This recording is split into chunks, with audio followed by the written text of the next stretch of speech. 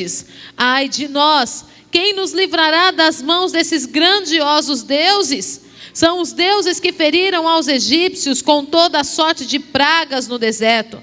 Sede fortes, presta atenção no que você vai ler agora. Sede fortes, ó filisteus, portai-vos varonilmente, para que não venhais a ser escravos dos hebreus, como eles serviram a vós outros. Portai-vos varonilmente e pelejai. Então pelejaram os filisteus. Israel foi derrotado e cada um fugiu para a sua tenda. Foi grande a derrota, pois foram mortos de Israel 30.000 homens de pé. Foi tomada a arca de Deus e mortos os 2 filhos de Eli, Ófine e Finéias. Amém? Coloque a tua Bíblia sobre a cadeira e eu peço para que você feche os teus olhos, coloque a mão no teu coração. É uma grande responsabilidade ministrar uma palavra como essa, mas eu compreendo que quando o Espírito Santo de Deus, ele traz uma palavra como essa, em pleno início de ano, é porque ele não quer ter uma aparência de presença, ele quer estar presente de forma poderosa. Ele não quer que as pessoas olhem para a gente e imaginem que nós somos, ou deduzam que nós somos. Ele quer que o povo olhe para a gente e tenha certeza que nós somos filhos de Deus, que nós somos amparados por Ele. E por isso o Senhor traz essa palavra para a gente hoje. Então feche os teus olhos e clame ao Espírito Santo, que essa palavra encontre lugar em você. Essa palavra não é para ninguém que você imagina. Essa palavra é primeiramente para você, porque você está aqui, você está pela internet nos acompanhando. Então não fuja do que Deus quer tratar no teu coração, do que Deus quer falar contigo nessa noite. Senhor, esta palavra é tua, somente tua. Os meus ouvidos estão destampados para te ouvir. O meu coração, Pai, está quebrantado diante da tua presença para te ouvir. Eu arei esta terra, Pai, e eu declaro no nome de Jesus que esta semente encontre lugar para germinar. Eu clamo, Pai, que sobre esta igreja haja entendimento, que o teu Espírito fale ao coração do teu povo, Pai, porque somente o Senhor pode sondar o coração e esquadrinhar os pensamentos.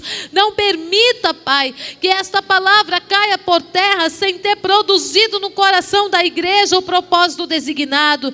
Eu consagro os ouvidos desta igreja e levo cativo ao Senhor todo pensamento e sentimento. Eu clamo que o Senhor possa encontrar espaço dentro de nós, revira tudo, Senhor, mas que esta palavra frutifique a 30, a 60 e a 100 por um, em nome de Jesus, amém. Você pode se assentar, meu querido. Quando a gente lê esse texto, do verso 5 em diante, parece que o que acontece aqui é algo muito terrível, e de fato é. 30.000 homens perderam a vida numa batalha contra os filisteus, numa batalha que tinha sido pré-designada pelo profeta Samuel, direcionada pelo profeta. E quando você volta os versos e você vai ali no capítulo 3, e você observa Deus falando com Samuel, Deus cumprindo as promessas na boca de Samuel, você percebe que ele não era um profeta de meias verdades. Samuel era um profeta convicto, e Deus era Deus na vida de Samuel a tal ponto que toda palavra que saía da boca dele, a própria palavra de Deus diz que Deus tinha compromisso com essa palavra para fazer com que cada uma se cumprisse. Diferente dos tempos de hoje, que uma pessoa profetiza e cai no esquecimento, no tempo de Samuel, um profeta, quando falava, era lei, era a voz de Deus sobre a terra. E quando a profecia não se cumpria, não havia espaço para o falso profeta. O falso profeta, ele era arrastado para fora do arraial, e muitas vezes até morto, porque ele não podia estar no meio do povo de Deus, gerando confusão, dizendo que Deus falou sem que tivesse falado. Então, Samuel ele é confirmado profeta por todas as palavras liberadas e cumpridas, e Israel se reúne para levantar Samuel profeta pelo reconhecimento dessa unção. Então, quando a gente olha o ambiente da vida da unção e do ministério de Samuel, nós percebemos que tudo o que ele profetizou se cumpriu. Não tinha como colocar dúvida em xeque a moral, o caráter e o ministério de Samuel. Contudo, uma das primeiras e principais profecias que saem da boca de Samuel é acerca da casa de Eli. E Deus, embora tivesse levantado Eli e a sua descendência como sacerdotes no meio do povo de Israel, Deus não tinha mais acesso para falar com Eli. Sabe aquele crente velho que começa a materializar tudo, que começa a achar que tudo é obra de pensamento, é coisa da carne? Isso aí, deixa para lá, a gente espiritualiza tudo. Eli chegou num ponto que ele começou a profissionalizar o ministério dele. Ele começou a tratar o ofício sacerdotal como algo profissional, como uma obrigação religiosa. E quando um crente faz isso, quando um sacerdote faz isso, ele perde completamente a noção de quem é o Deus governador soberano que rege o povo. Quem é o Deus governador soberano, poderoso, que traz a direção. Eli estava conformado em simplesmente chegar no templo uma vez por ano, fazer o trabalho, o ofício de sacerdote e aleluia, glória a Deus. Tão fato que ele, no capítulo 1 de 1 Samuel, ele confunde uma mulher que está orando profundamente com uma bêbada. Ele tinha perdido a visão das coisas espirituais. E Deus não tinha mais acesso ao coração de Eli.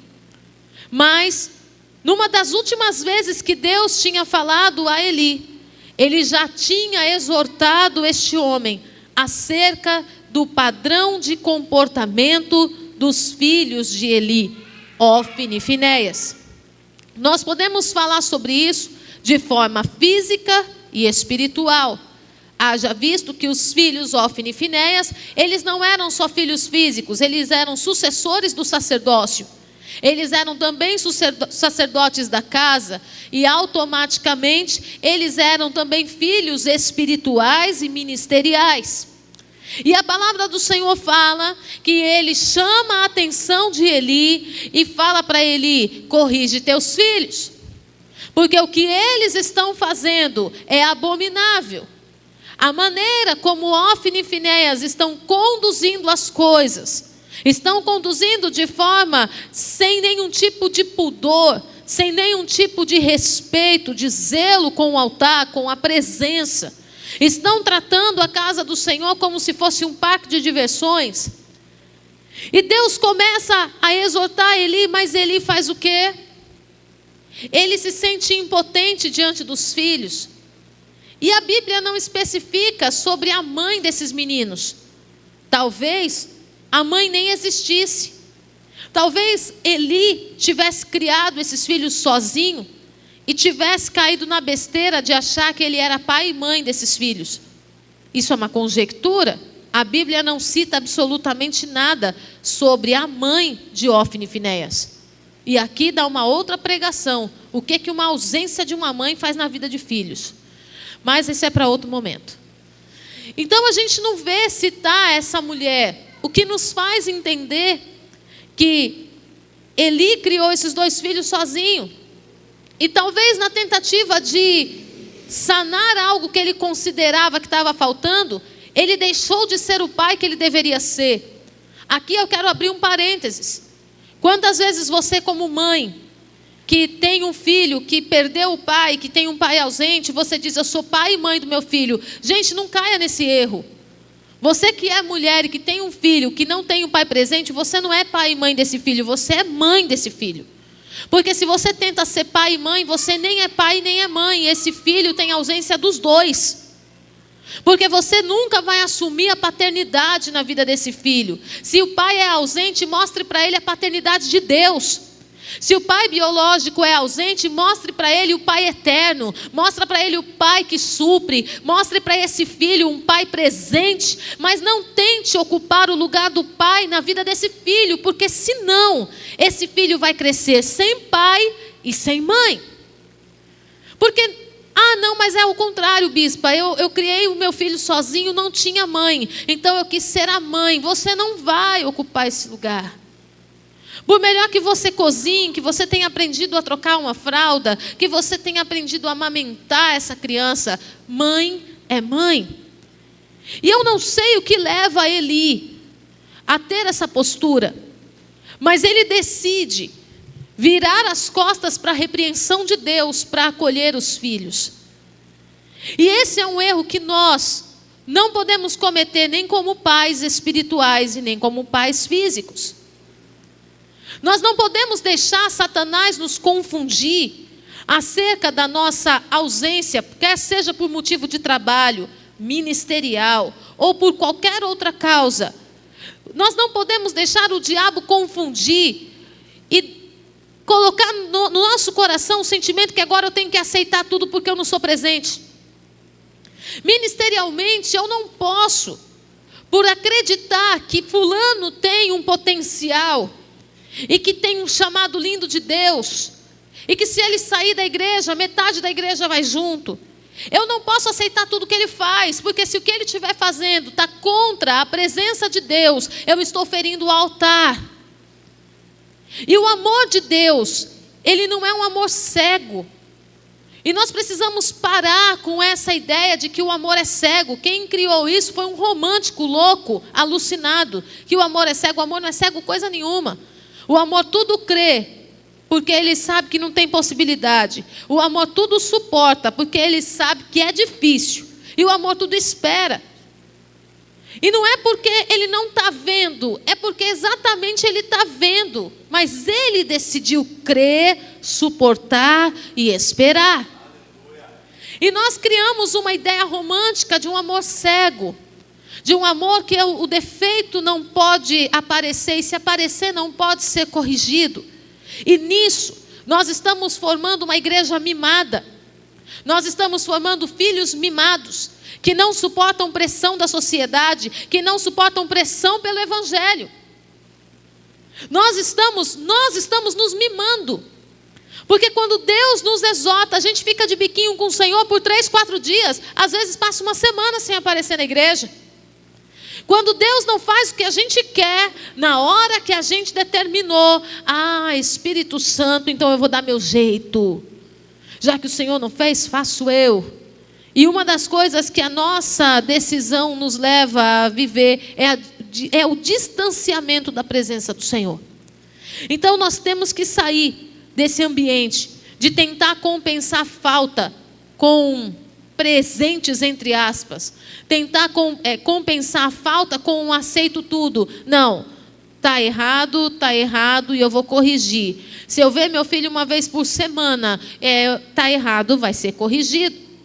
Você quer ver um outro erro que acontece? Isso não é a ministração, mas Deus está mandando falar, eu falo. Pais separados, que quando pega o filho para passar o final de semana, enche o filho de docinhos, enche o filho de passeios, enche o filho de festas, e não tem a coragem de pegar o caderno do filho para olhar se ele está estudando ou não. Aí você se pinta de pai herói para aquela criança e pinta a mãe de megera, porque é a mãe que tem que cobrar, a mãe que tem que colocar pressão. O filho cresce um pouquinho e fala, eu vou morar com meu pai, ou ao contrário. E aí quando você olha, você fala, peraí, mas o que é isso? O fato de você não estar dentro da mesma casa não te dá o direito de destruir o futuro de uma promessa de Deus. O momento que você está junto, esse momento precisa ser um diferencial. Você precisa ser aquele que vai agregar valores na vida de quem Deus colocou ao teu lado, quer sejam filhos físicos ou filhos espirituais. Não perca a oportunidade de ensinar alguém Não perca a oportunidade de corrigir alguém. Essas pessoas que estão na sua vida hoje estão com o tempo contado. Quantas pessoas já estiveram dentro da Ágape? Quantas já foram embora? Quantas pessoas já passaram pela tua vida e hoje não fazem mais parte da tua vida, do teu ambiente de trabalho? E talvez você tenha perdido a oportunidade de falar coisas importantes para uma mudança de vida dessa pessoa. Ou de aprender com ela também. Amém? Mas voltando à palavra, a palavra do Senhor diz que debaixo da palavra de Samuel, no verso 19 do capítulo 3, diz: crescia Samuel e o Senhor era com ele, e nenhuma de todas as suas palavras deixou cair em terra. Todo Israel, desde Dan até Berseba, conheceu que Samuel estava confirmado como profeta do Senhor. No verso 4, capítulo 4, no verso 1, diz: veio a palavra de Samuel a todo Israel. Israel saiu a peleja contra os filisteus e se acampou junto a Ebenezer. Então, note, quando Israel sai do meio do seu arraial e vai pelejar contra os filisteus, eles estavam debaixo de uma palavra. E ninguém vai para uma peleja sabendo que vai perder. Você iria para uma guerra sabendo que você corre o risco de morrer lá, sem trazer nada de vitória? Eu acredito muito que o grande incentivo para que Israel se reunisse e fosse lutar contra os filisteus foi a palavra de Samuel: Deus será por nós. E eles saem do arraial e vão pelejar. E a palavra do Senhor fala que naquele dia 4.000 homens morreram. E eles voltaram apavorados para o arraial. Sabe o que me chama a atenção aqui? É que eles não colocaram em xeque a moral de Samuel. Perderam 4.000 homens naquela peleja, naquele combate. Mas nem por um momento eles colocaram em dúvida a direção do profeta. E é interessante porque eles perguntam, olha que muito interessante isso daqui.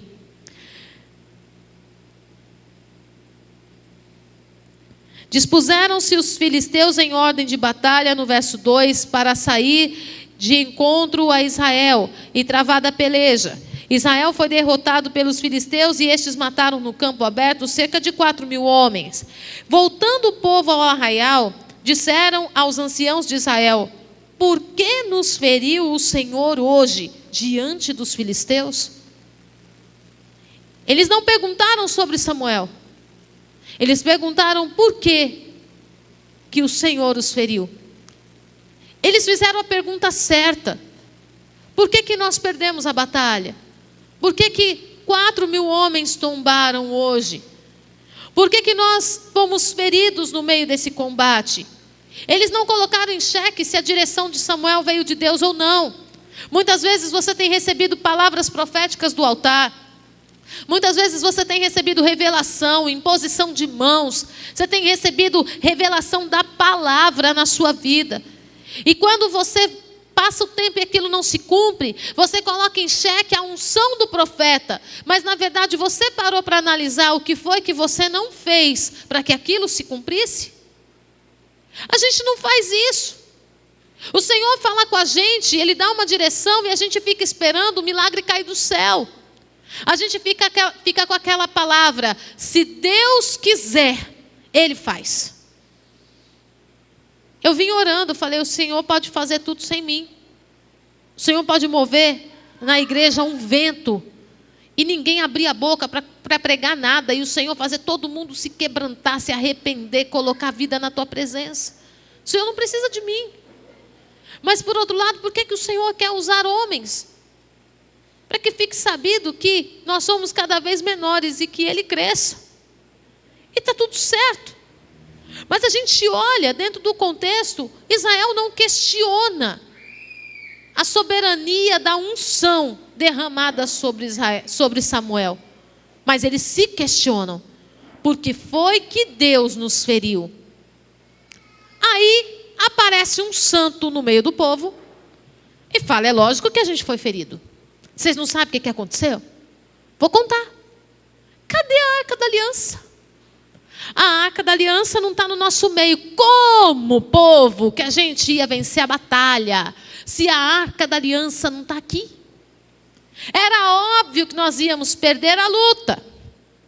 Vamos buscar a arca da aliança. Chama os anciãos.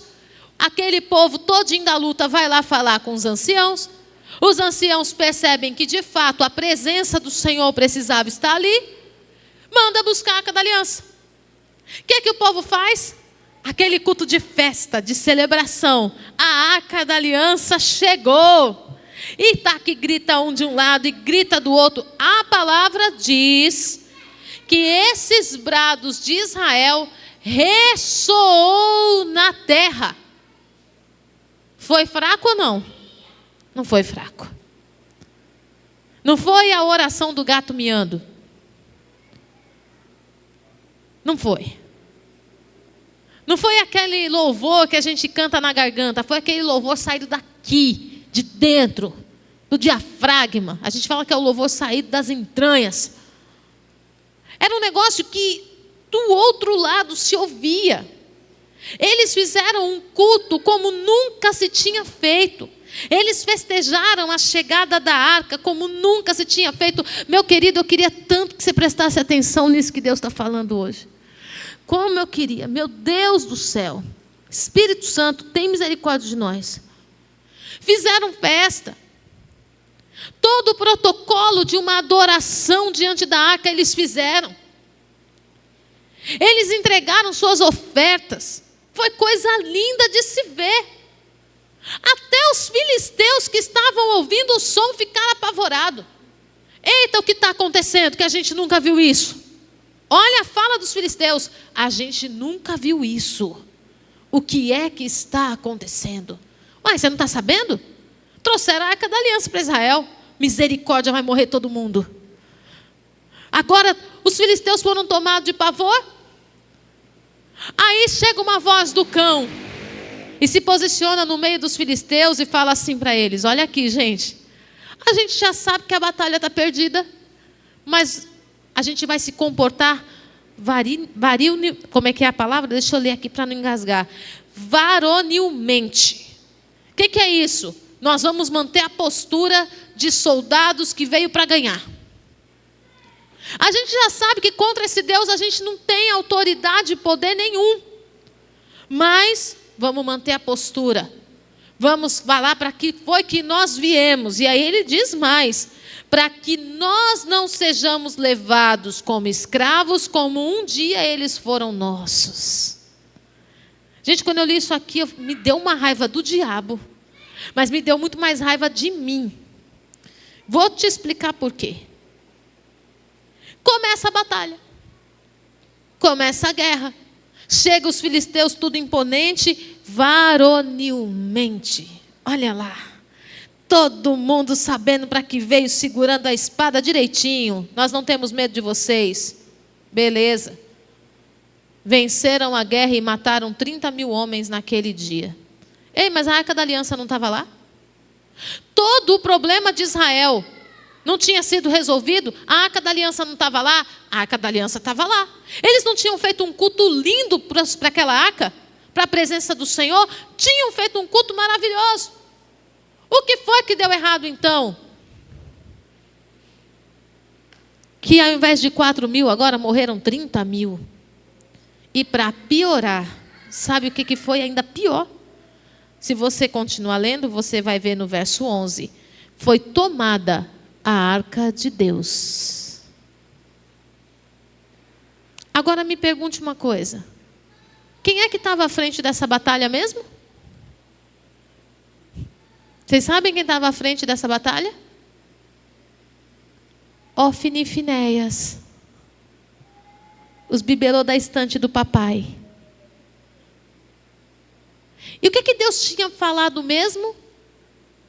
Que era para que eles se arrependessem. Para que a aliança de Deus com eles permanecesse. E você sabe o que o Espírito Santo falou comigo?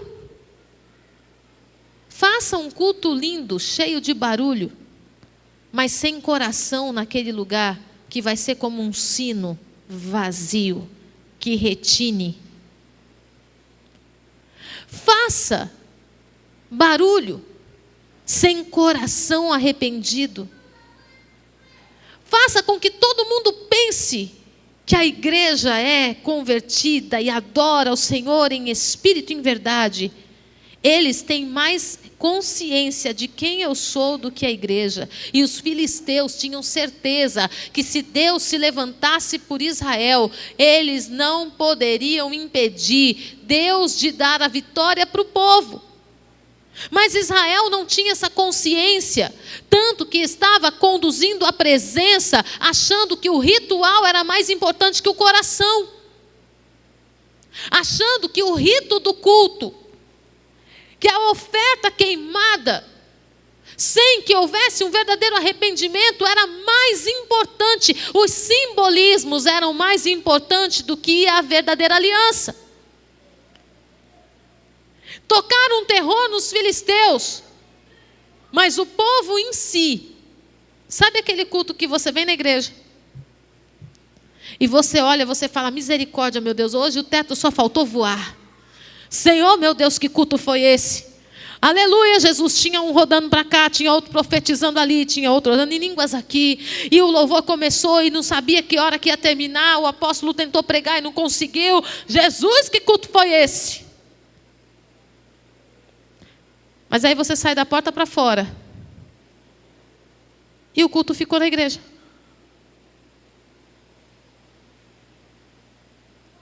A palavra do Senhor fala no livro de Salmos que a única coisa que Deus não resiste, Ele não consegue desprezar, fazer de conta que não viu, é um coração quebrantado. E o que faltava para Eli e sua casa? Quebrantar o coração, reconhecer as suas falhas, se arrepender, se colocar novamente debaixo da potente mão do Senhor, desejar a aliança, desejar a presença, desejar ouvir o som da voz.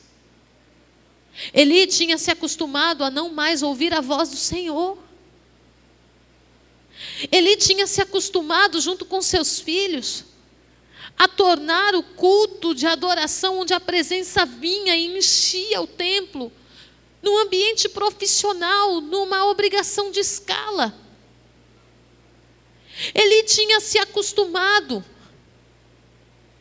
a queimar a oferta de forma como se fosse um ritual e não com o verdadeiro sentido daquela oferta, de um arrependimento de pecados, de uma consagração da terra para a queima do cereal. Ele estava acostumado a fazer as coisas, ele não tinha mais sentido para aquilo. E sabe que a presença do Senhor que trazia livramentos, mesmo a Arca da Aliança estando ali, que era a representação dessa presença, além do povo ter perdido a batalha, a arca foi levada. E às vezes nós estamos achando que amanhã vai dar tempo recuperar algumas coisas. Nós estamos em batalha todo dia. Todo dia o diabo acorda com um plano novo para destruir a nossa vida, a nossa unção, o nosso chamado, a promessa de Deus na nossa vida. Todo dia ele envia uma nova comissão de demônios para destruir a nossa casa, a nossa família, para nos envergonhar como filhos de Deus, ungidos de Deus. Todo dia nós temos uma batalha, meu amado. E nós estamos nos acostumando a não ouvir a voz do Senhor, estamos achando que amanhã vai dar tempo. Ei, essa batalha pode ser fatal. A palavra do Senhor fala que Ófni e Finéias morreram naquele dia. E que naquele mesmo dia Eli também morreu quando recebeu a notícia dos filhos mortos. Não teve chance para arrependimento. Não teve chance para recuperar o tempo perdido. Não era questão de vencer uma batalha fora, era vencer uma batalha dentro. Não era vencer os filisteus, porque os filisteus tinham escravizado Israel, mas eles já eram escravos do próprio pecado.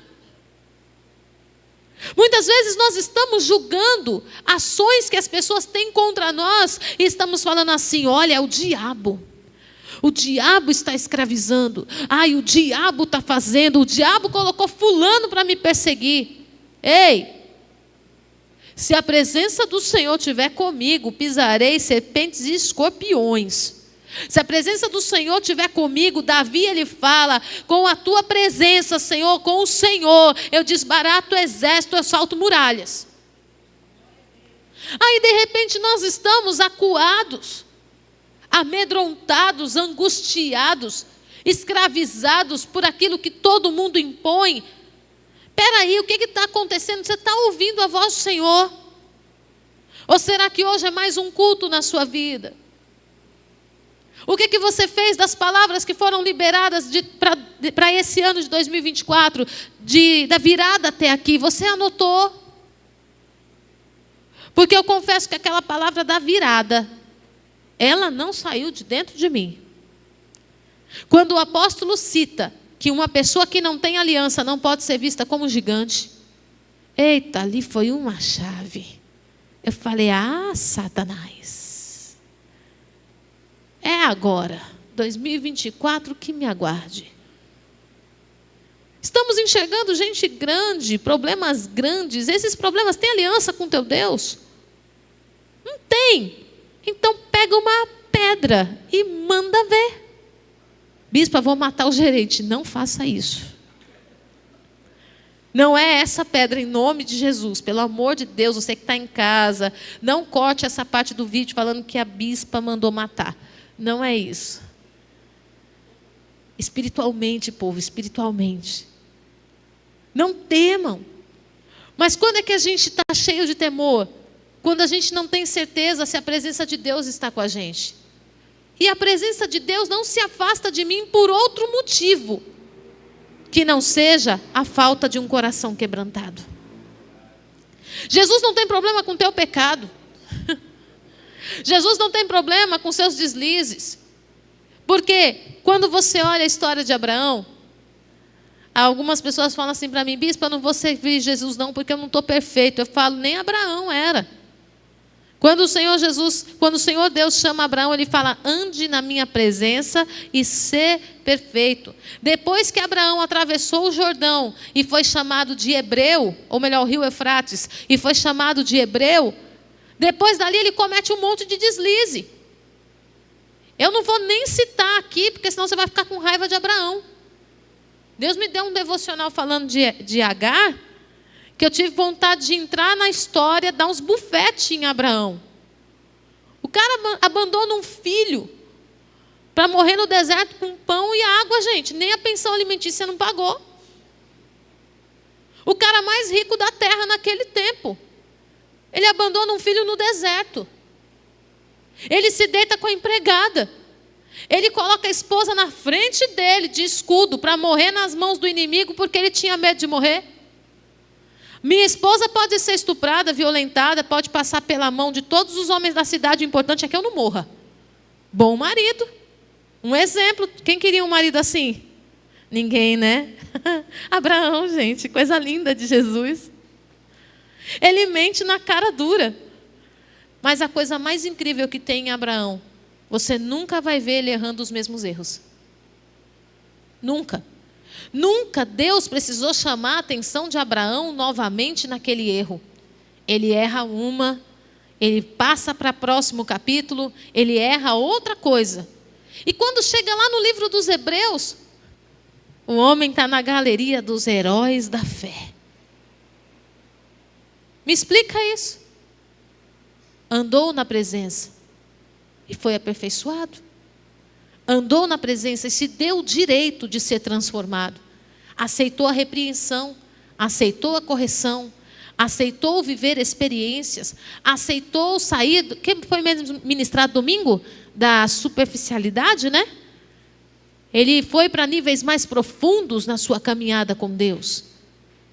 Agora, nós estamos deixando para amanhã. Não, amanhã, domingo, eu venho para o culto, eu venho decidir, está parecendo a dieta que nunca começa. A dieta que é toda segunda. Segunda-feira eu começo.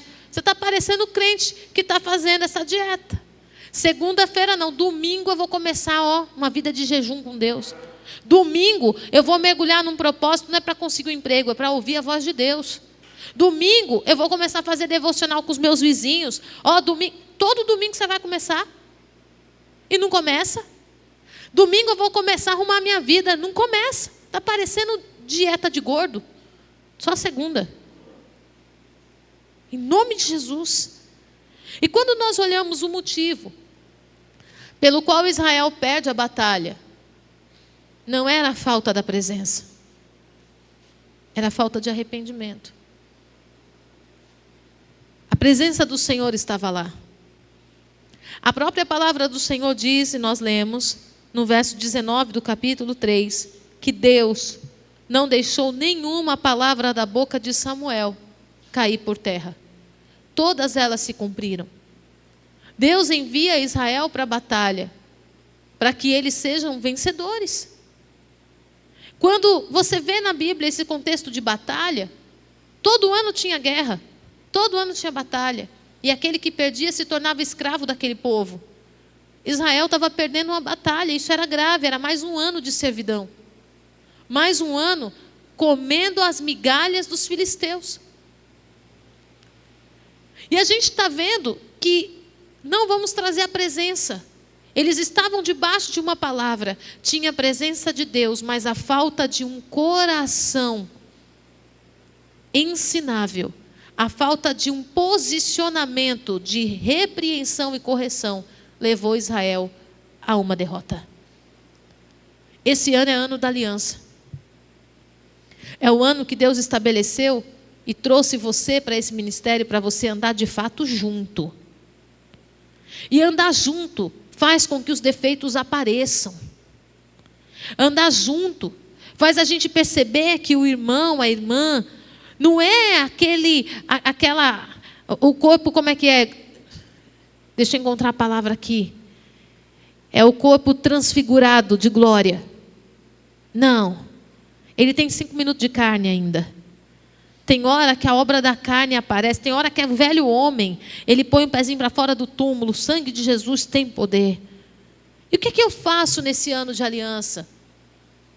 Quando Jesus coloca os 12 na mesa, ele sabia das deformações de Pedro, ele sabia das deformações de João, de Judas, sabia das deformações de Tomé, dos temperamentos, das dificuldades de lidar com cada um.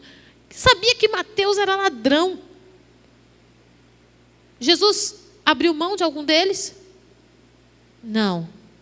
Dos 12 levantados por Cristo, 11 tiveram um coração ensinável. 11. E eu oro para que na tua mesa existam 12. Eu oro para que na tua mesa existam os 12 de coração ensinável, inclusive você. Eu oro para que o Senhor possa te mandar para a batalha, para você trazer livramento para a tua casa. Eu oro para que o Senhor te levante com estratégias tão poderosas que vai fazer esse ministério alargar as paredes, tirar essa igreja de dentro dessas paredes, fazer esse ministério ser conhecido por causa daquilo que Deus está falando com você. Eu oro para que o Senhor te levante numa autoridade, num poder.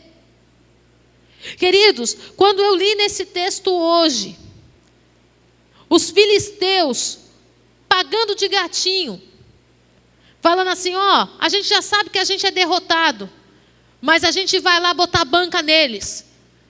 Não vamos ceder, não vamos baixar a cabeça não. E ainda sair com a vitória.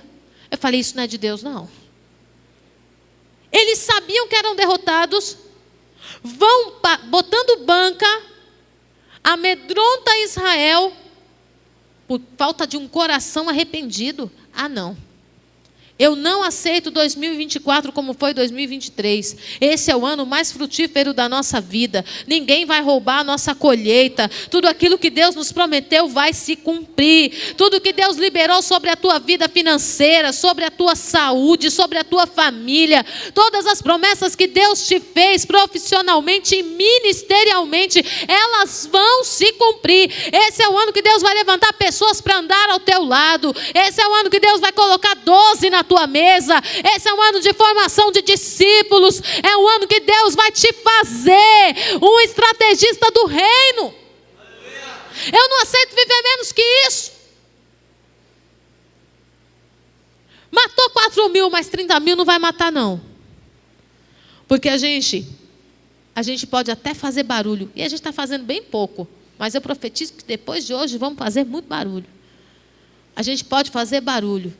Mas muito mais do que o que a gente grita com a boca, o coração já clamou ao Senhor. A gente não vai ser o crente que vive de aparência. Não, aqui não.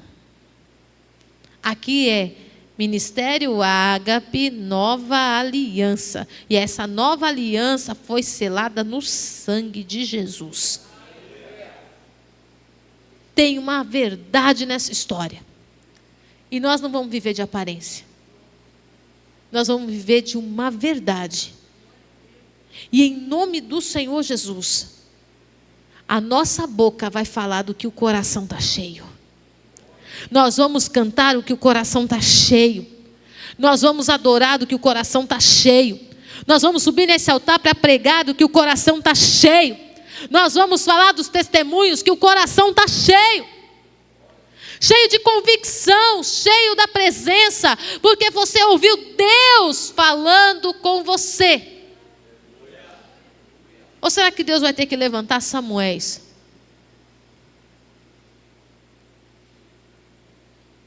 Deus pode até levantar uma geração profética, mas não porque eu não ouço mais a voz dele. Eu me recuso a seguir um ano sem que o meu Deus fale comigo. E você? E você? Bispa, e como é que Deus vai falar comigo? Eu estou percebendo que Deus não fala comigo há muito tempo, bispa. Qual que é o segredo? O que Ele mandou você fazer, você não fez. Refaz o caminho. Refaz o caminho. Em nome do Senhor Jesus, querido, essa é uma estratégia de Deus para a sua vida hoje. Volta, refaz o caminho. O que foi que Deus falou comigo que eu não fiz? Ou porque para você era simples demais, ou porque era complexo demais. Eu vou te ensinar um segredo. Se o que Deus te manda fazer é complexo demais, fica feliz, porque é um sinal que Ele vai estar com você o tempo todo.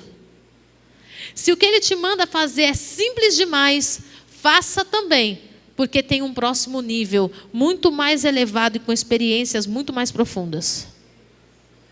Em nome do Senhor Jesus. Bispa, eu tenho orado, Deus não tem me respondido. Faça o caminho de volta.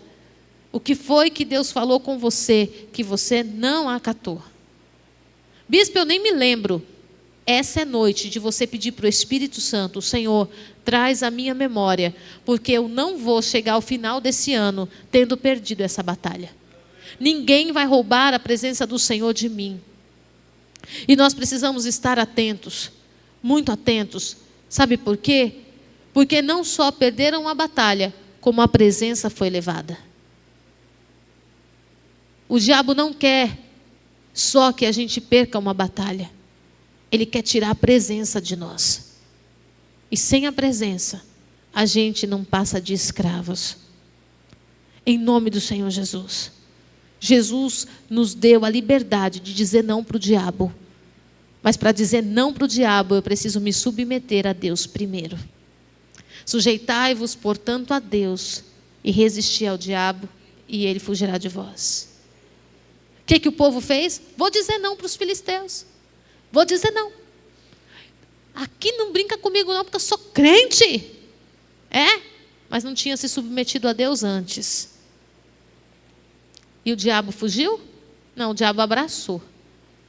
Mas esse ano, nessa casa, o diabo não toca em ninguém.